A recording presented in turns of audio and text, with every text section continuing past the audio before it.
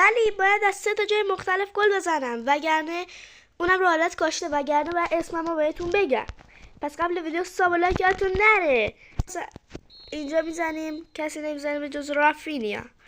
ساب اول میزنه از یه زاویه دیگه، یعنی باید از اینجا بزنی.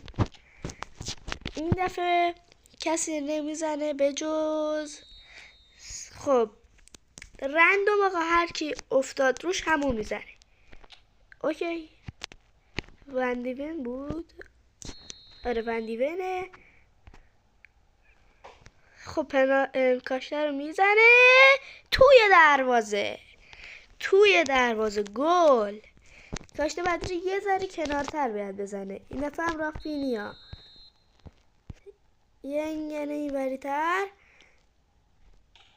من پروفسور پیکسل هستم، خوشحال میشم منو سابسکرایب کنی. ولی چون که من شما رو خیلی دوست دارم و میدونم هم شما ویدیو رو لایک کردین، اسمم بهتون میگم. من